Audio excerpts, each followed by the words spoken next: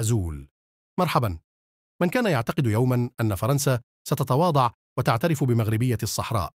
في هذا الفيديو سأقوم بسرد الأسباب والدوافع وراء تغيير فرنسا موقفها من الصحراء المغربية، والتي كانت تعتبرها قضية تقرير المصير تحت إشراف الأمم المتحدة، إلى دعم مخطط الحكم الذاتي الذي تقدم به المغرب كحل واقعي ومستدام للنزاع. كما سأتطرق إلى الآثار والتحديات المترتبة على هذا التحول في العلاقات بين فرنسا والمغرب والجزائر والبوليساريو والمجتمع الدولي. أبدأ بالجزء الأول الذي سأقوم فيه بتحليل العوامل السياسية والاقتصادية والاستراتيجية التي دفعت فرنسا إلى مراجعة موقفها من الصحراء المغربية. بعض هذه العوامل هي: أولاً، الاعتراف الأمريكي بسيادة المغرب على الصحراء في ديسمبر 2020، والذي شكل نقطة تحول في المشهد الدولي وزاد من الضغط على فرنسا للتوافق مع حليفها الاستراتيجي.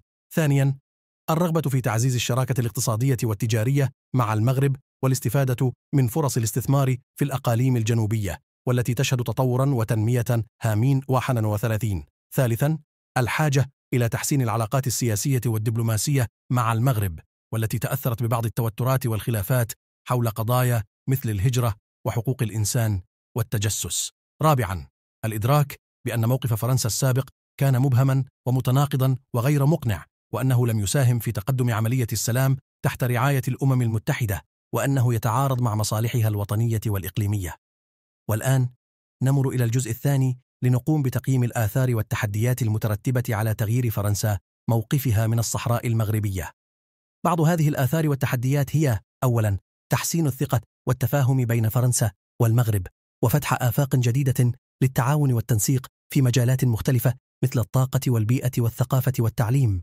ثانياً، تزيد من الضغط على الجزائر والبوليساريو لقبول حل سياسي وحوار مباشر مع المغرب، والتخلي عن مطالبهم بإجراء استفتاء لا يمكن تنفيذه ولا يتوافق مع الواقع الديموغرافي والقانوني والتاريخي للمنطقة.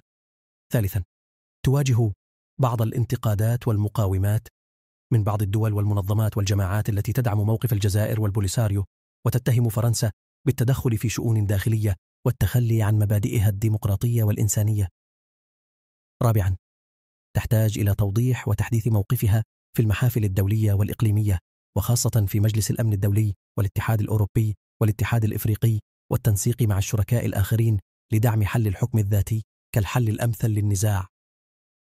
ألخص لك أخي المتابع في هذا الفيديو الأسباب والدوافع وراء تغيير فرنسا موقفها من الصحراء المغربية، والتي تنبع من مصالحها السياسية والاقتصادية والاستراتيجية، وتتوافق مع الواقعية والمسؤولية والشراكة.